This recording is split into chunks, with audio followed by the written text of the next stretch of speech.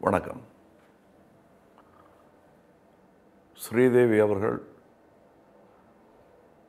ஒரு அற்புதமான நடிகை. உச்ச நட்சத்திரம். இவையெல்லாம் விபத்துக்கள் அல்ல. முயன்று முயன்று படிப்படியாக அந்த குழந்தை நடந்து வந்த பாதை. கிட்டத்தட்ட குழந்தையாகவே எனக்கு அவங்களுக்கு தெரியும். என் கூட நடிக்க வரும்போது அவங்க பெண், அதாவது இதில் கவிஞர் ரொம்ப அழகாக எழுதியிருப்பார், கன்னிமையில் எனக்கு கண்டேன் உனை நானேன்னு. அந்த மாதிரி அவங்க ஒரு 15-16 வயசில் நான் சந்தித்தேன் அவங்கள. குழந்தைத்தனம் மாறாத ஒரு பெண்ணாகத்தான் அவர்கள் இருந்தார்கள்.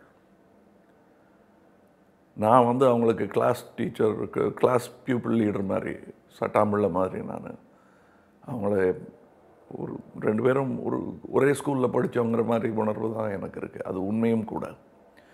3 முடிச்சுக்கு அவங்க வரும்பொழுது நான் அவங்களுக்கு கூட நடிக்கிற நடிகனாக மட்டுமல்ல, பாலச்சந்தர் அவர்களின் உத்தரவின் பேரில் அவர்களுக்கு நடனம் கற்றுக் கொடுப்பது, அசைவுகள் கற்றுக் கொடுப்பது, அந்த மாதிரி சின்ன சின்ன விஷயங்கள், ஒரு கிளாஸில் மூத்த பையங்கிற மாதிரி அவங்க கூட என் பழக்கம் தொடங்கியது. 27 படங்கள்.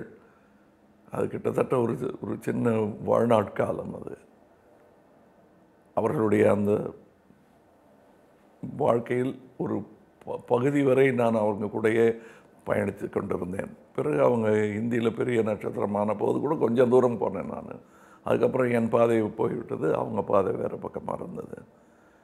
ரொம்ப தன்னுடைய திறமைகளை வளர்த்து கொள்ள வேண்டும் என்ற ஆசையுள்ள பெண்மணி. அந்த குணாதிசயங்கள் எங்கள் இருவருக்குமே பொருந்தும் என்பதனால் எங்கள் நட்பு ஒரு வியப்பும் ஆச்சரியமும் பாசமும் கலந்த நட்பாகவே இருந்தது. இப்போ போன மாதம் நான் சந்தித்த போது கூட கண்களில் அந்த வாஞ்சை தெரிந்தது எனக்கு. அவங்களுக்கும் என் கண்ணில் தெரிஞ்சிருக்கும்னு நினைக்கிறேன். நான் இன்னைக்கு காலையிலேருந்து அந்த பாட்டு மனசில் ஓடிக்கிட்டே இருக்கு எனக்கு. கண்ணதாசன் எழுதி கொடுத்த அந்த தாலாட்டை தான் இப்பொழுது பாட வேண்டும் அவருக்கு.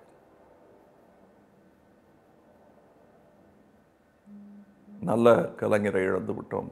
ஆனால் அவர் விட்டு சென்ற உத்வேகம் அதுபோல் பல தமிழ் கலைஞர்களை உருவாக்கும். தமிழ்நாட்டுக்கு இந்திய அளவில், உலக அளவில் பெருமை சேர்த்த பெரும் தாரகை அவர். வணக்கம்.